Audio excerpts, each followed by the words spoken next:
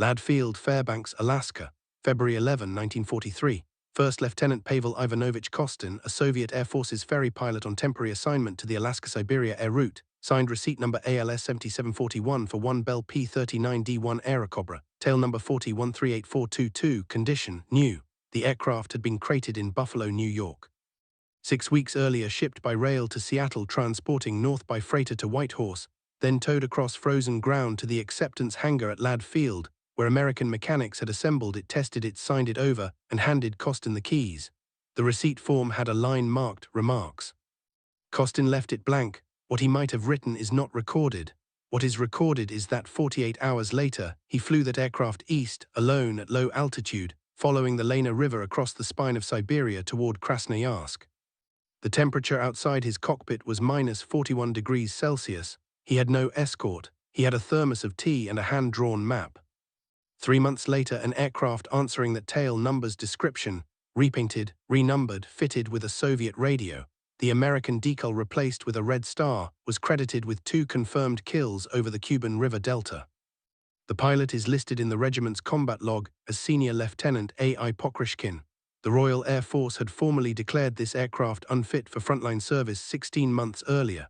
The United States Army Air Forces were quietly phasing it out of primary assignments. And a Soviet pilot was signing kill forms. How does an aircraft that fails every evaluation criterion set by the world's most experienced air arms become the defining weapon of the largest air campaign in history? That is the question this video will answer. And the answer, when it arrives, will make you reconsider every evaluation criterion you ever trusted. In October 1937, Robert J. Woods, chief designer at the Bell Aircraft Corporation in Buffalo, New York, sat down with a specification that the United States Army Air Corps had been circulating for 18 months. They wanted a high-altitude interceptor, fast above 20,000 feet, armed with a large caliber cannon. Capable of reaching 15,000 feet in under 5 minutes, the mission was specific: climb fast, meet a bomber formation at altitude, break it apart before it reached its target. Woods had a solution that no one else had attempted. He moved the engine. Every fighter aircraft of the 1930s placed the engine in the nose. The propeller pulled the aircraft forward, the engine sat directly behind it, and the pilot sat behind the engine with his guns firing over or beside it. The arrangement was universal because it was logical. But it limited nose armament to machine guns small enough to fit around the propeller shaft. Woods wanted a 37 autocannon in the nose, a weapon that fired shells nearly 1.5 inches in diameter, capable of destroying an aircraft with a single hit. A gun that size had to fire through the propeller hub. The hub had to be free of engine hardware, so Woods moved the engine to the middle of the fuselage, behind the pilot's seat, directly over the wing root. A long drive shaft ran forward under the cockpit to a reduction gearbox at the nose, turning the propeller. The nose was now entirely free for the 37 cannon and 2 50 caliber machine guns. The center of gravity shifted inward, handling improved. A tricycle undercarriage, itself a novelty in a world of tail draggers, allowed the pilot to see the runway during takeoff and landing without the engine obscuring the view. The pilot entered through a door that opened sideways, like a motorcar. The prototype, designated XB-39, flew for the first time on April 6, 1938 at Wright Field, Dayton, Ohio. It was remarkable, speed approaching 390 miles per hour at altitude, projected ceiling above 35,000 feet. The Army Air Corps was interested. Then the engineers at Wright Field Materiel Division made the decision that would determine the aircraft's fate for the next 7 years. The XB-39's altitude performance depended entirely on its General Electric Type B5 turbo supercharger. The supercharger was driven by exhaust gases, which it used to compress intake air at altitude, maintaining engine power where the atmosphere grew too thin to sustain it. Without it, the Allison V1710 engine would lose more than half its effective power above 15,000 feet. The Wright Field engineers examined the turbocharger installation and identified 3 problems. It was mechanically complex, it had caught fire in testing under extreme conditions, and it added significant weight to an aircraft approaching its design limits.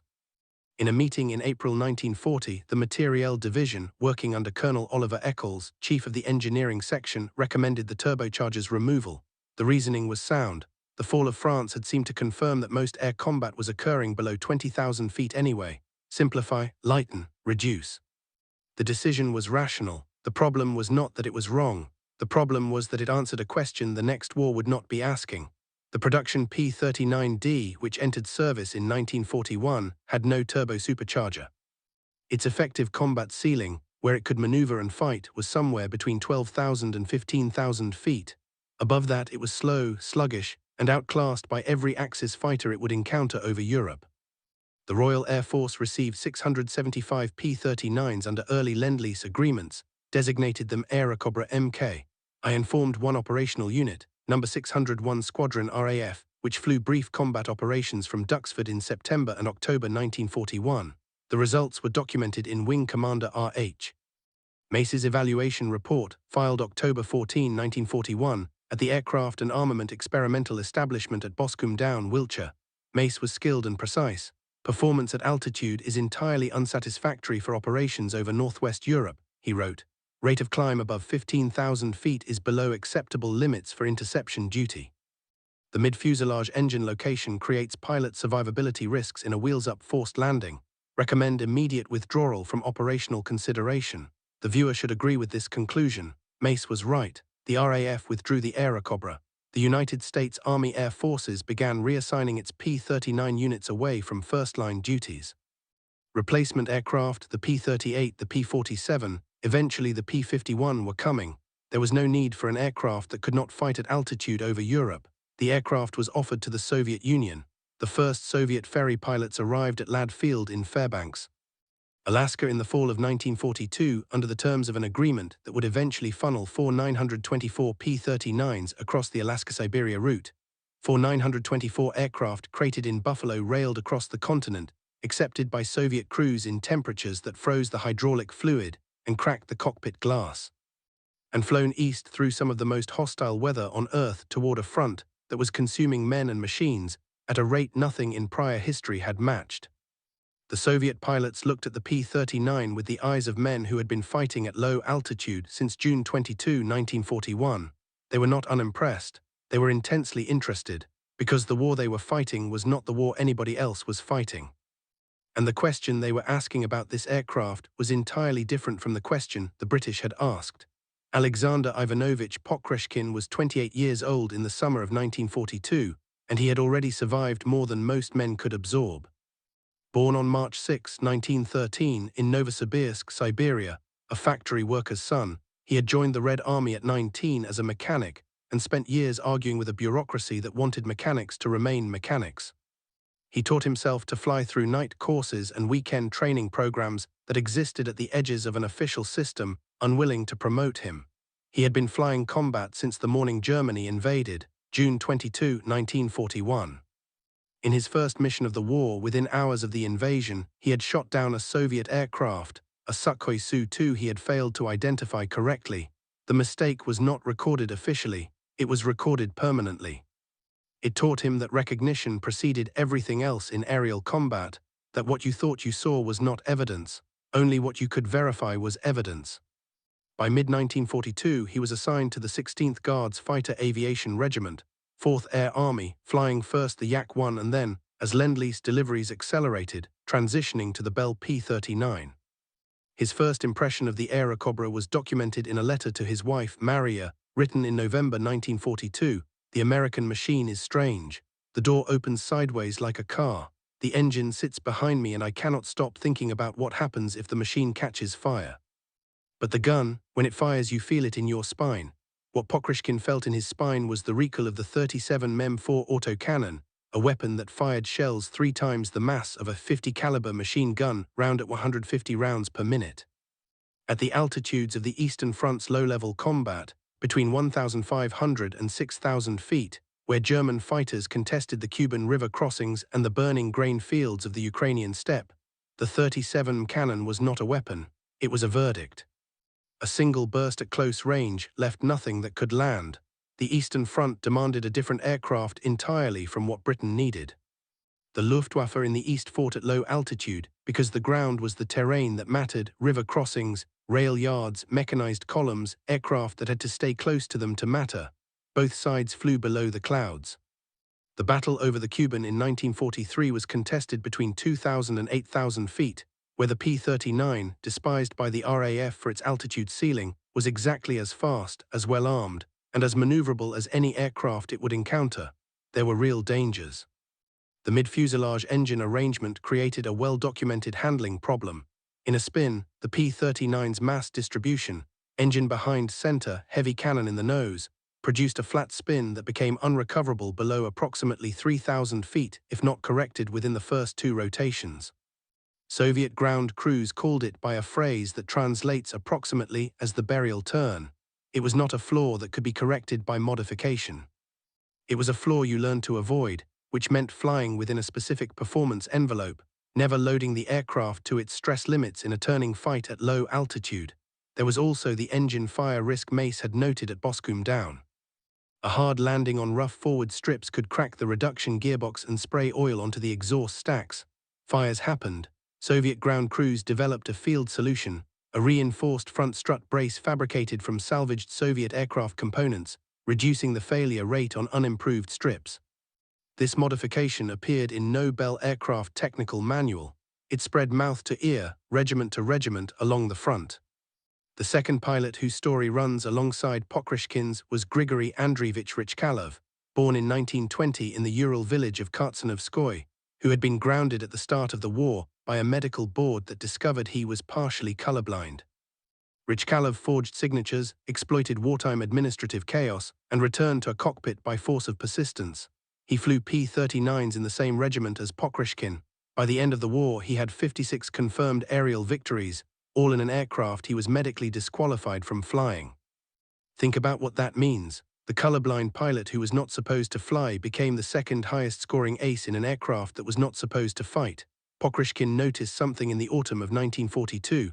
The pattern required months to resolve itself, but by November of that year, he was keeping a notebook, not the standard debriefing forms which tracked kills in the administrative language of military accounting, but a personal record filled with diagrams, lateral views of attack angles, vertical views of pursuit curves, notations about altitude, speed, and the closure rate at the moment a burst connected. He was doing mathematics in the middle of a war. His commanding officer, Colonel Nikolai Isyev, initially regarded the notebook as an officer's personal eccentricity. Then he read what was in it. Pokryshkin's finding was specific. Every kill he had achieved in the P-39 followed the same structural sequence. He had gained altitude before engagement. He had converted that altitude into speed in a diving attack, typically from a 30-degree angle, targeting the enemy aircraft's rear quarter. He had maneuvered only to ensure gun alignment, not to stay with the enemy in a turning fight, because the turning fight was where the P-39's spin tendency could kill you faster than any German pilot could. And he had fired once, decisively at short range, using the 37 cannon. Altitude, speed, maneuver, fire, Vysota, Skorost, maneuver, Ogon, not a poem, a physics equation. The formula was not novel in theory. Every trained pilot understood that altitude and speed were advantages. What was Pokryshkin's contribution was the specific encoding of this sequence for this aircraft, in this theater, at these altitudes, against this specific opponent. The P-39 could not win a turning fight with a Bf-109G above 15,000 feet. It could destroy anything it could catch in a diving pass below 8,000 feet, with 137 round, before the pilot in the other cockpit had finished reacting. A like on this video takes 2 seconds. For the men who worked out these principles in the middle of a war, at a cost nobody officially counted, it is the least we can do. In December 1942, Pokryshkin's notebook entered an official document. Colonel Isyev forwarded a summary of the tactical analysis, credited by name to Pokryshkin, to 4th Air Army Headquarters. Within 6 weeks, a mimeograph training circular carrying the formula had been distributed to every fighter regiment in the formation. The individual had become the institution. The mimeograph ran on a hand-cranked machine in a wooden hut outside Krasnodar in January 1943. Copies went by motorcycle courier to forward regimental headquarters, some arriving damp, some already splitting at the folds, all of them read. Junior pilots transcribed them into their own notebooks. Flight leaders briefed the formula before missions. By March 1943, as the battle over the Cuban River Delta intensified into the first large-scale organized air campaign on the Eastern Front, involving thousands of aircraft from both sides over a contested strip of river crossings and the ruins of what had been productive farmland, Pokryshkin's doctrine had spread to 7 fighter regiments of the 4th Air Army. One of those pilots was Senior Lieutenant Dmitry Korolev, 22 years old, from Saratov, who had never met Pokryshkin. He had received the doctrine through the training circular, through a regimental briefing at Timashevsk airfield, and through a chalk diagram his squadron leader had drawn before a pre-flight.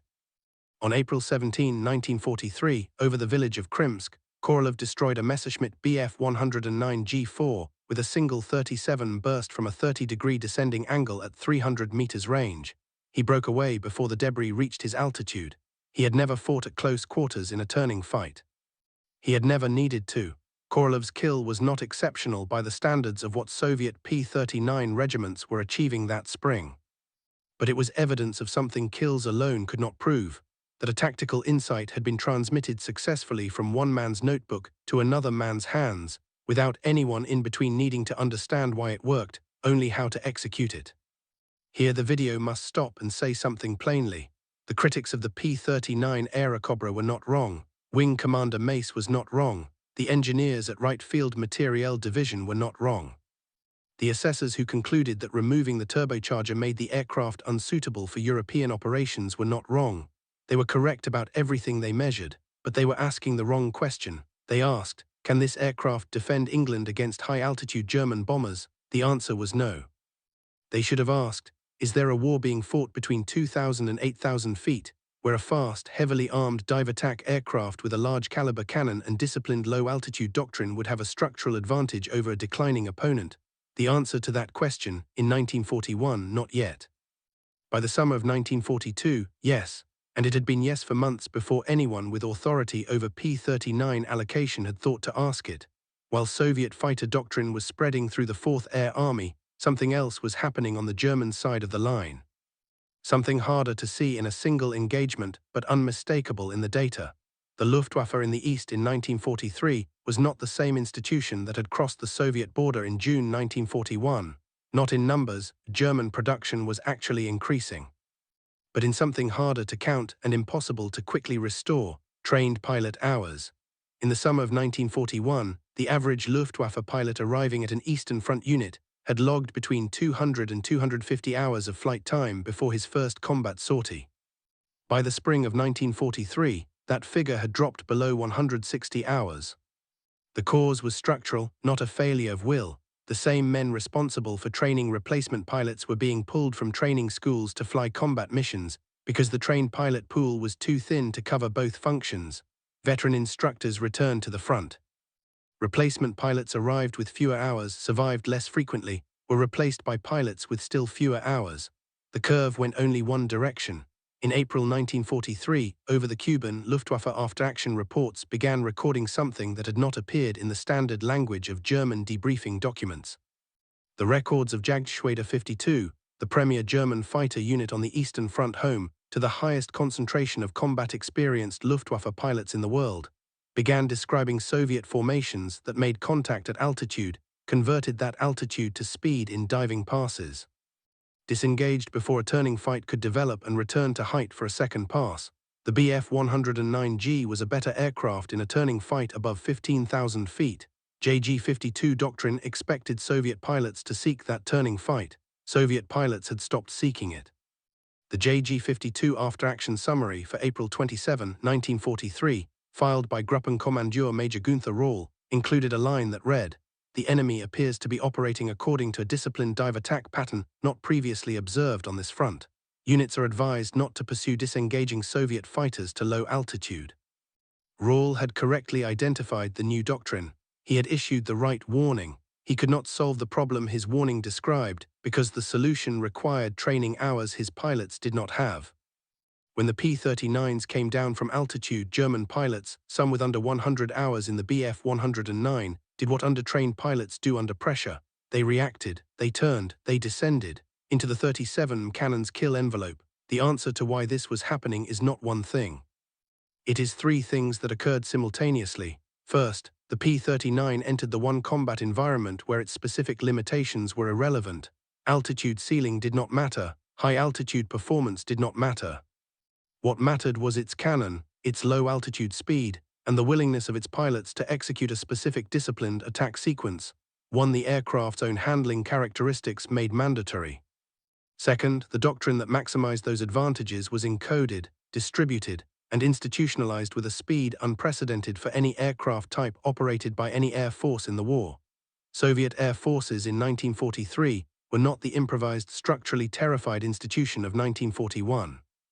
They had rebuilt the capacity to transmit tactical knowledge through a chain of command that functioned. Third, and this reframes everything you have seen in this video, by the time Soviet doctrine was spreading, the Luftwaffe was no longer capable of developing a counter-doctrine fast enough to matter. The Luftwaffe had a training pipeline problem. The Soviet air forces had developed a system that required experienced pilots to defeat. The two curves crossed in the spring of 1943 over the Cuban River Delta. They never crossed back. If this story has stayed with you, if you want to understand the decisions that actually shaped how wars are won, this channel needs your subscription to keep telling stories like this one. 4,924. That is the number of Bell P-39 Airacobras delivered to the Soviet Union through the Alaska-Siberia route and the Persian corridor between August 1942 and September 1945. It is the largest single transfer of one American aircraft type to any Allied nation in the war. More P-39s went to the Soviet Union than were operated by the United States Army Air Forces in every theater combined. The aircraft the Americans were phasing out of first-line service was simultaneously the most numerous American-built fighter in the largest air force on Earth. Read those numbers again. By the end of the war, Soviet Air Forces pilots flying the P-39 had submitted and had confirmed through cross-referencing ground observation and captured German documents approximately 4,400 aerial kills attributed to the type. Of the Soviet Union's highest-scoring aces, a significant majority flew the P-39 as their primary aircraft for the critical middle years of the war. The aircraft that the RAF had declared unsuitable for operations in October 1941 was, 18 months later, producing the highest individual kill tallies of any aircraft type on the largest air front in history. Pokryshkin finished the war with 59 confirmed aerial victories, virtually all achieved in the P-39 after his transition from Soviet types. He was 3 times awarded the title Hero of the Soviet Union, the only fighter pilot in the war to receive the designation 3 times. His regimental kill board, photographed and preserved in the Central Air Force Museum outside Moscow, shows a sequence of confirmed victories running through 1943 and 1944 in an almost unbroken line. Richkalov's final confirmed count was 56. Nikolai Gyulev, flying with the 129th Guards Fighter Aviation Regiment, recorded 57 victories, primarily in the P-39, and was credited with a single sortie record of 4 kills on one day over the Kursk salient in July 1943. The comparison is stark. American pilots in the P-40 in North Africa and China achieved extraordinary results in specific engagements. The Flying Tiger's record stands independently, but no American pilot flying any aircraft in any theater finished the war with a confirmed score approaching what the leading Soviet P-39 pilots achieved. Not because American pilots were less skilled, because they were fighting at different altitudes against different target densities in a different kind of war. The engagement that most precisely illustrates the doctrine's capability came on May 8, 1943, above the Miskako beachhead on the Black Sea coast, what Soviet forces called Malaya Zemlya, the small land, a strip of contested beach held by Soviet naval infantry since February under near-constant German air attack. Pokryshkin led 8 P-39s of the 16th Guards Fighter Aviation Regiment into a sector where German radar had vectored a formation of Junkers Ju-88 bombers toward the beachhead. Escort was provided by 12 Bf-109 G4s of III Gruppe, JG-52. The German formation outnumbered the Soviet formation 20-8. Pokryshkin had altitude. He had positioned his aircraft at 7,500 feet, above a layer of scattered cloud, while the German formation approached at 5,000 feet. He came down in a 35-degree diving pass on the escort's rear quarter, choosing the rearmost Bf-109 in the trailing element. A single 37 burst at 250 meters range. The aircraft came apart in the air. The following 90 seconds are documented in a post-combat diagram drawn by Pokryshkin himself, preserved in the Russian State Military Archive in Moscow. Each of his 8 aircraft made one diving pass, broke away before the escort could respond, climbed back to altitude. 4 German aircraft were destroyed. 2 Soviet aircraft took hits but returned to base. 4 Ju-88s, their escort coordination broken, turned back without reaching the beachhead. 8 aircraft against 20. 4 kills, no Soviet losses. Major Gunther Rall filed the German after-action report for JG-52 that day. Years later, in a 1976 interview with German aviation historian Werner Held, Rall recalled what he had understood about the engagement at the time. "The Airacobra was not a mystery to us," Rall said. "We had read the British evaluations, we knew its ceiling. What we did not understand, not in 1943, not until later, was that our doctrine assumed we would be fighting pilots who wanted to turn. Pokryshkin's men did not want to turn, they wanted one pass, one cannon burst, one kill, and then they were already climbing away. You cannot build a defense against what you have not planned to face." His analysis is precise. And it confirms something none of the P-39's original evaluators, its American designers, its British testers, its American operators would ever have predicted. The aircraft's most significant quality was not in its specification. It was the discipline it demanded from its pilots. Because the P-39 would kill you if you flew it outside its envelope, the flat spin waited at every aggressive low-altitude maneuver. It trained the pilots who flew it consistently to stay within a specific, lethal sequence. The aircraft's danger made the doctrine necessary. The doctrine made necessary by the danger made the aircraft devastating. A captured interrogation transcript from June 1943, recovered from German field records and now held at the Bundesarchiv Militärarchiv in Freiburg, records the debrief of Hauptmann Werner Dreher of I Gruppe, JG-52, shot down and captured near Krasnodar. The interrogating Soviet officer asked Dreher to describe Soviet fighter tactics in the Cuban. Dreher's response was recorded verbatim: "They do not fight as we were told they fight. They attack from height and decline to pursue. My wingman attempted to follow the attacking aircraft. He did not return. I do not know whether that was skill or discipline. Perhaps it is the same thing. Perhaps it is the same thing." The field modifications continued evolving through 1943 and 1944. Soviet ground crews standardized the reinforced front gear brace across regiments, developed a simplified oil system bypass for extreme winter temperatures, and adapted the aircraft's radio to Soviet frequencies using components salvaged from captured German aircraft. None of this appeared in American technical orders. All of it worked. By late 1944, as Soviet advances overran former German airfields and the front moved steadily westward, the P-39's genuine limitation became apparent: range. With a combat radius of approximately 300 miles on internal fuel, the aircraft could not support extended escort operations as supply lines lengthened.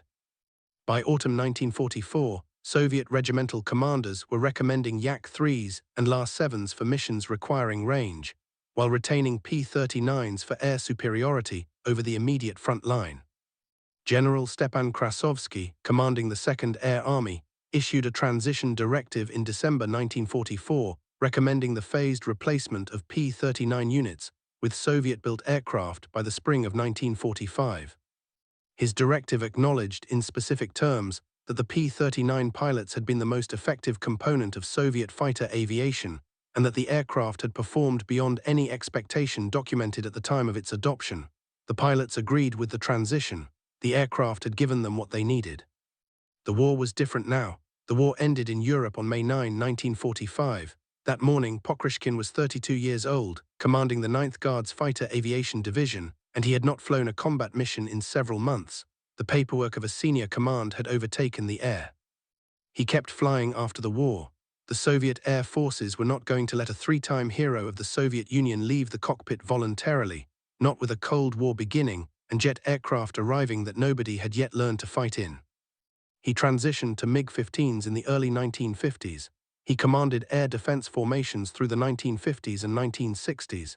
He rose to Marshal of Aviation and served as president of the DOSAAF, the Paramilitary Aviation Society, training a new generation of Soviet civilian pilots until his retirement. He died on November 13, 1985 in Moscow, aged 72. He had outlasted the aircraft he flew, the enemy he fought, the war he defined, and the political order he served. Richkalov returned to the Ural region after the war, left the Air Forces in 1959, and settled in Krasnodar, the city nearest the battlefields where most of his kills had been recorded. He died in 1990. His memoirs, published in 1977, describe the Airacobra not in performance specifications but in personality. A machine that demanded precision, rewarded patience, and made carelessness terminal with a consistency that eventually made carelessness impossible among the men who survived long enough to learn from it. Gunther Rall, whose after-action reports had first formally identified the changed Soviet doctrine in April 1943, survived the war as the third highest-scoring ace in the Luftwaffe with 275 confirmed kills, the vast majority on the Eastern Front. He joined the post-war West German Luftwaffe, rose to General der Flieger, and served as Chief of the German Air Staff from 1970 to 1974. In his 1976 interview with Werner Held, when asked to identify the most effective opposing force he had faced on the Eastern Front, he named Pokryshkin's regiment without hesitation. What he built was not a group of skilled pilots, Rall said. Skilled pilots we also had. What he built was a system, a disciplined method of applying one aircraft's specific advantages against one specific weakness in our response. We could not solve it quickly because the solution required more training than we had time to give our pilots. That is not a criticism of our pilots. That is a description of what happens when one system accelerates while the counter-system cannot keep pace.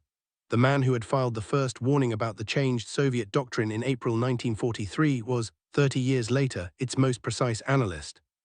One Bell P-39 Airacobra survives in restored display condition in Russia today, maintained at the Central Air Force Museum at Menino, outside Moscow, a facility built on a former military airfield where Soviet test pilots flew the machines that would define the Cold War. The P-39 is positioned near the entrance. The museum notes describe its placement as a place of honor. The aircraft at Menino does not have a documented tail number connecting it to a specific engagement or a specific pilot.